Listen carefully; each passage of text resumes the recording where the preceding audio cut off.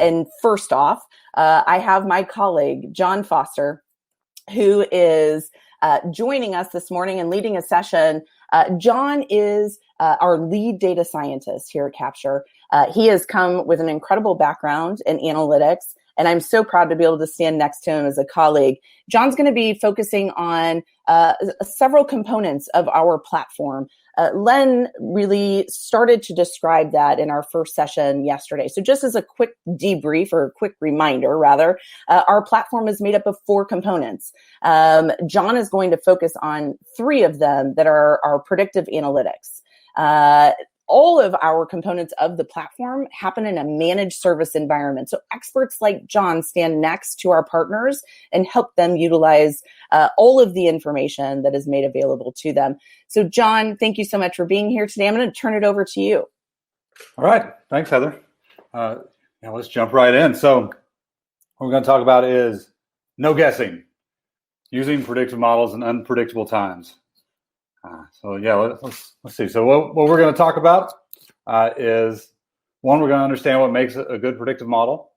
Look at how our predictive models work. Then on the practical side, also talk about how can you use them on your campus. We'd also be remiss if we didn't talk about the thing that's on top of everybody's mind. How does COVID-19 affect our predictions for this fall? So I like to make the point that everyone uses a predictive model. Some are just not as sophisticated as others. So these are kind of showing from the least sophisticated to the most sophisticated here. The least sophisticated is a guess. You say, well, I think we are going to be about even to last year. Or, with this pandemic, I think we're going to be down 10% compared to last year. We can do better than that. So maybe the next step would be the goal as a prediction. The goal of, let's say, we want to add 50 students to our campus for this fall compared to last year.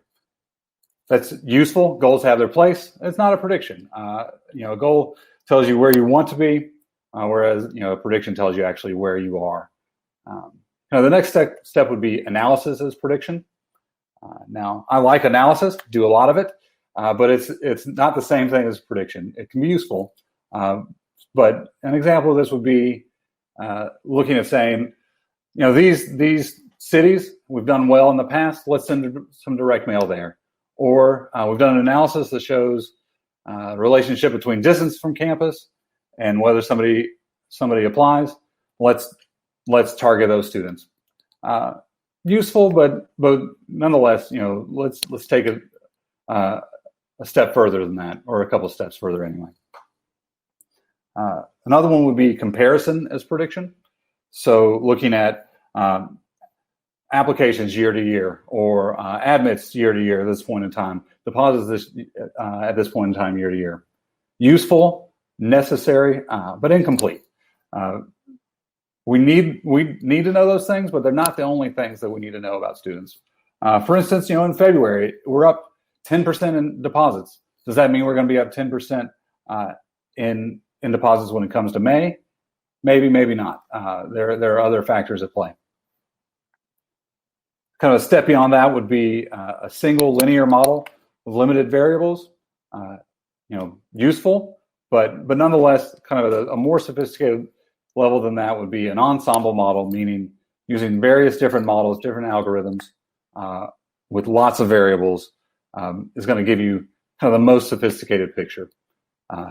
No big surprise. That's what we offer. So good predictive models, here's some characteristics of what a good predictive model should do for you. Should be accurate, should make good predictions. Accuracy is not an end in and of itself, but it gives you confidence that the predictions you can use to do your job. It should use all available relevant data, including, looking at the next one, demographic, contextual, behavioral data. So demographic would be, ethnicity, where they live, major of interest, those sort of things. Contextual would be lots of information about where they live. And then behavioral data would be, are they actually demonstrating interest through visiting your website, opening emails, visiting campus, depositing. All of those things should play into your predictive model, and will all help improve your predictive model. A good predictive model should use the best methods available, meaning, so for us, what that means is every year we are trying to update our models. We are looking for other algorithms.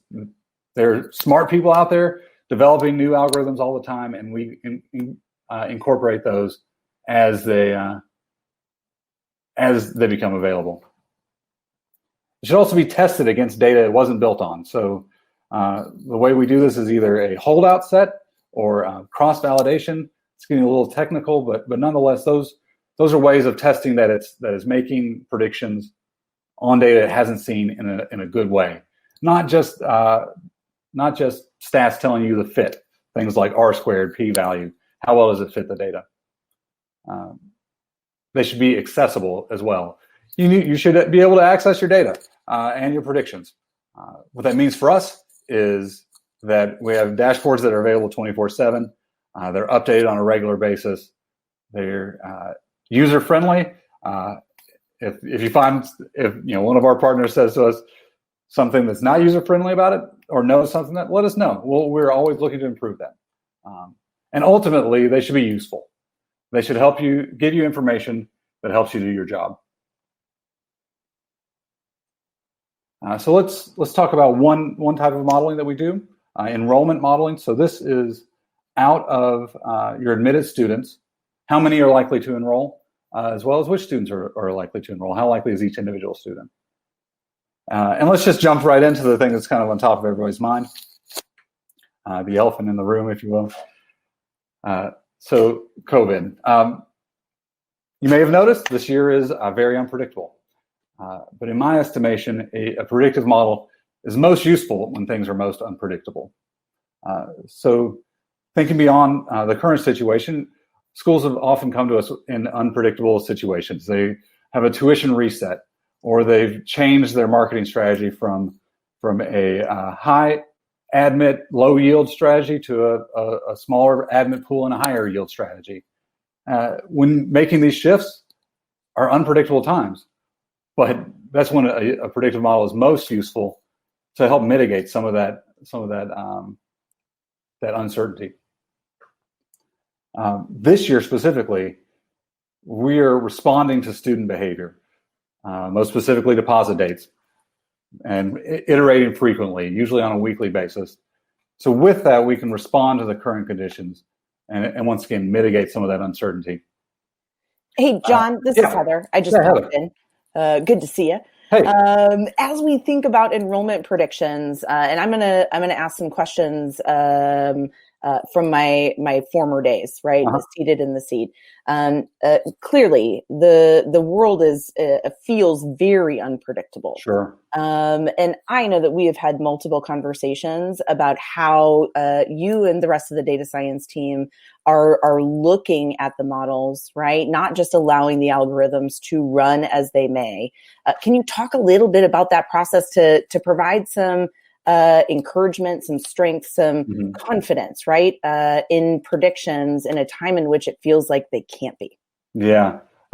These are not like Ron Popeil, set it and forget it. Yeah. Models. There are smart people behind this who are thinking through the current situation, as well as looking at your data as we are building them, so that we are responsive to the real situation on the ground. And the form that's taken, some of the predictions we made in February for our schools we're probably not coming as high as we were initially predicting there. Things have changed. So as the situation has changed, so should our predictions. Sure. And that's how that's played out. That's fantastic. I know that you and the team, and I think this is important as anyone thinks about models that they're using internal or with an external agency, right? The question is, how can we iterate, right? It's not throwing the baby out with the bathwater of uncertainty, but rather, what is I it that lost we Heather can for a look second at there. I don't today? know if anybody else did. Say that again, John. All right, I'm going to let her jump back in. Great. I don't have her sound though. Go for it, man. Okay, one thing I was going to say, in addition about our predictions this year, is that we may not be at the same level of high accuracy that we've seen in previous years, but nonetheless, I think we are providing even more useful data than ever, just because we're helping give something solid for schools to see how they're likely to shape up in the fall.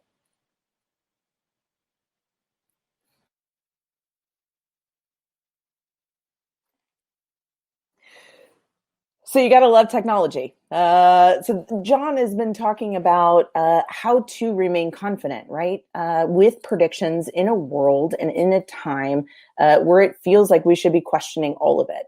I know that there were moments in time when I was seated, right? I lived through relatively early in my career where the enrollments that were available, the students that were coming to college started to bottom out, right? And competition got really fierce, and it felt very scary. But I think, John, the point that you've made, right, of the fact that while things are changing, those predictions are still incredibly important to use as a base, right? Yeah, I think more useful than ever.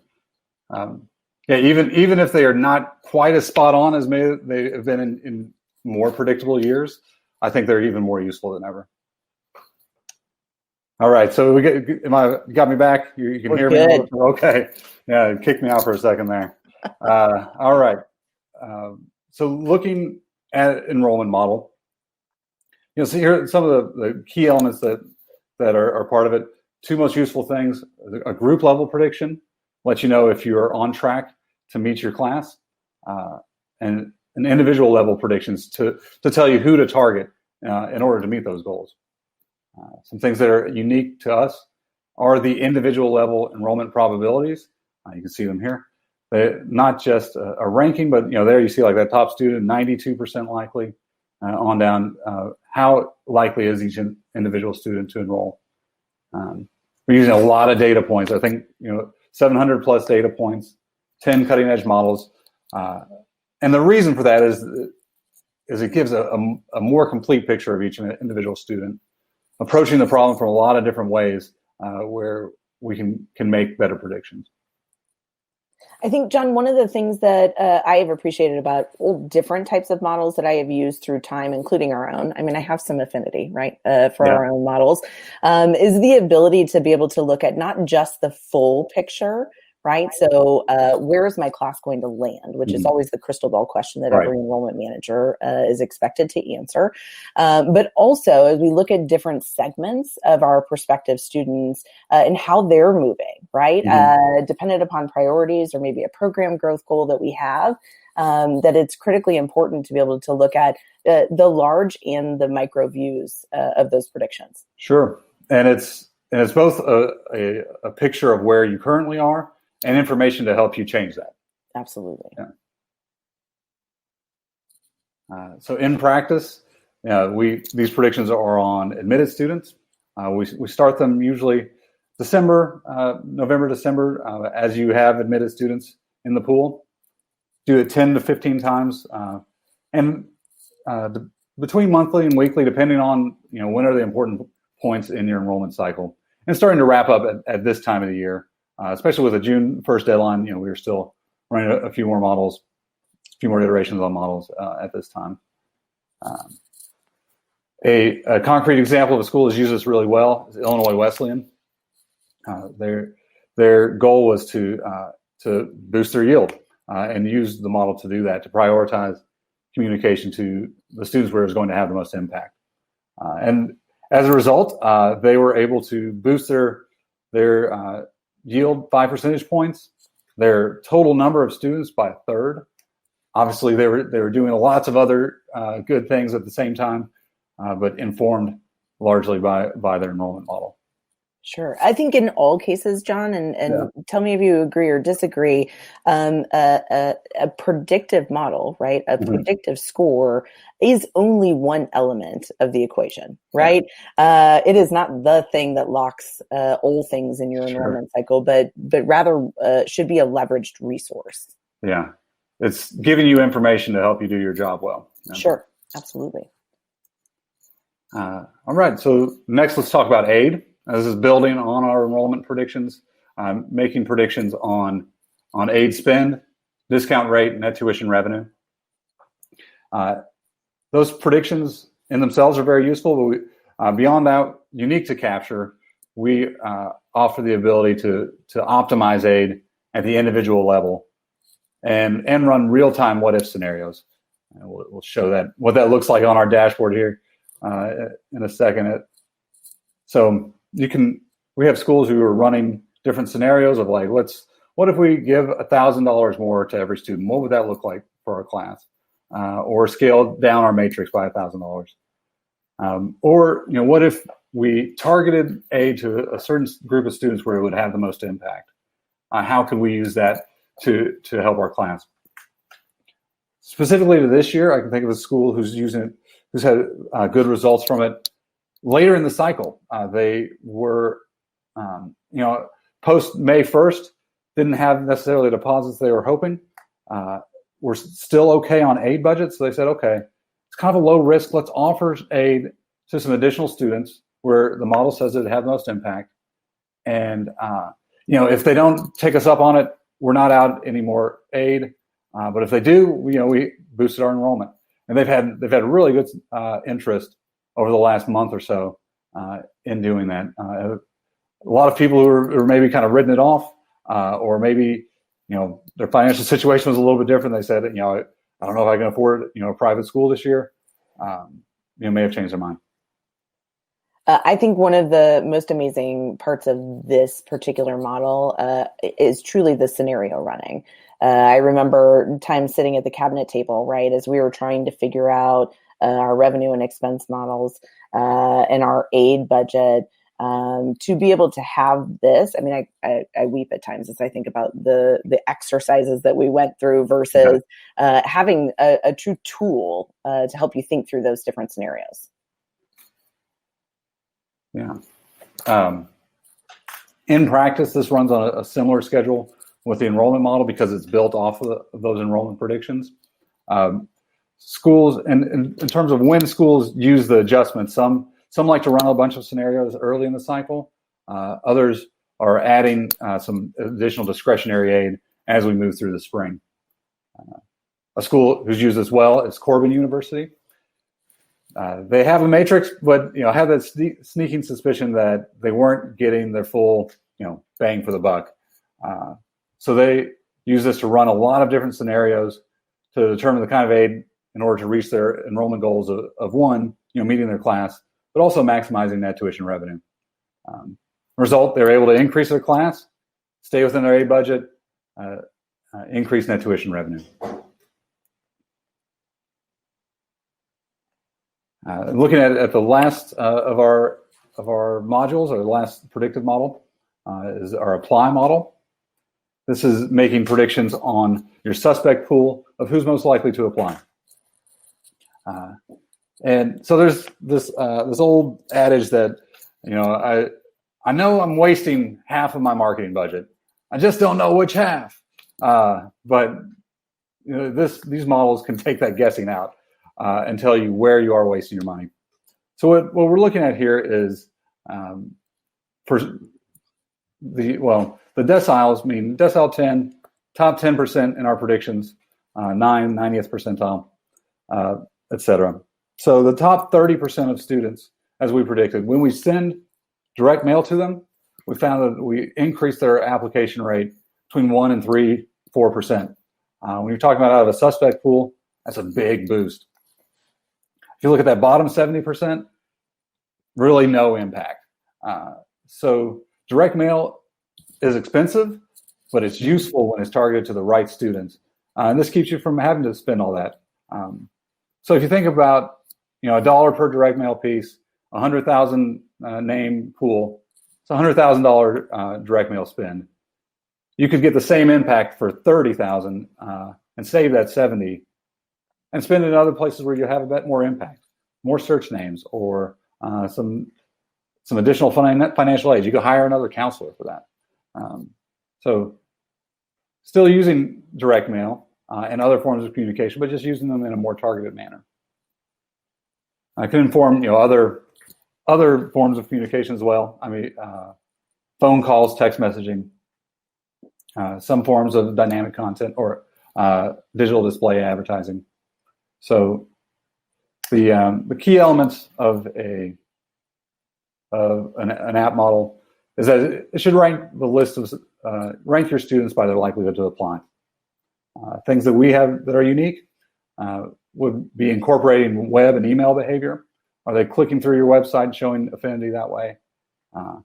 We're using, again, a lot of data points, including those web and email behavior points. Updating them daily and always accessible. So, if a student has come through and clicked through your page, your website yesterday, you should see their predictions change and change your tactics accordingly. Hey, John, I don't want to lose that point right there, because for me, I feel like this has been one of the most exciting developments in our model for application prediction, right? Most predictive models, I dare say, other than this one, truly are based only on past history, right? What the demographics of the student, what we know about them, sure. Yeah. And in this evolution of our apply model, we are folding real-time behavioral data into this prediction. So gone are the days where you can only say, well, the model maybe wasn't as accurate because last year was really different, right? We now have the ability to look at the past in the context of now. And I think that's really powerful. Yeah, and finally, maybe there's a student from a zip code where you've never had a student, and so a normal model would overlook them, but they're clicking all over your website. That student is interested in you, regardless of whether anybody from their high school has ever been to your school or not.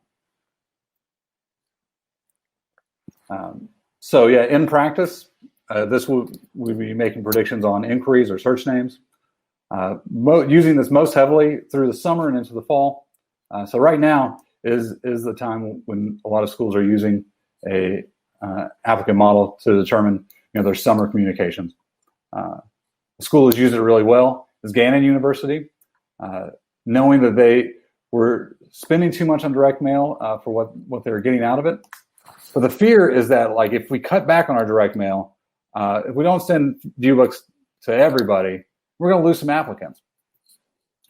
They have used this model to trim back their spend, and the first year got 500 more applicants, and have maintained strong application pools since then. So yeah, you can cut back the right spending without losing out on applicants. All right, so what now? Thinking about this point in time, how should we be using models? One, now is the time to start sending direct mail to the right targeted students for fall 2021. Another is, still on fall 2020. MELT is a major risk this year. So I'm telling our schools that they should be communicating with the top deposited students who are at the greatest danger of melting, those who are predicting as least likely to enroll. They need some additional assurance. And for goodness sake, use a predictive model, preferably a good one, right? Well said, sir. All right. Yeah. And I think all of those points are awesome, John, right? I feel like I have seen our partners use the predictive models and the data that they're gleaning from them, whether it's to application, to enrollment, or how to leverage their aid. They're using these models and the data coming from it in very creative ways, whether it's cost savings, time savings, right? Resource allocation and strategic thought. How can we do something different to produce a different result now that we know this information? So I feel like there are just so many cool things that are available by having this kind of information. Yeah, absolutely. So, do we have any questions? Anybody out there? Yeah. If you haven't yet, more? Please feel free to drop into the live comments of the platforms that you're in so that we can answer any of the great questions that you have about predictive models, about data analysis, about how to find certainty in these times that are quite uncertain. Drop all of those questions in. John, you've done so much work. I'm going to ask my own selfishly, since I get to stand here on the screen with you. You and the data science team have done incredible work with so many different partners. Tell me about a scenario, right, where you've just seen the most creative question answered or action taken from the use of a predictive model.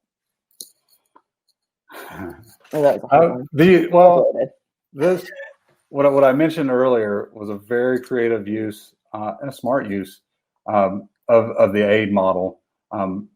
You typically think, all right, it's after May 1st. It's kind of late to be offering any aid, and so, but this school has said, you know what, it's a low risk. Like, if we offer a little bit of aid and these students aren't that into us, we didn't blow any money.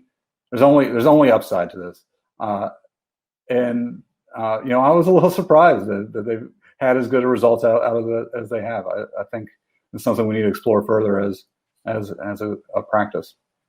For sure.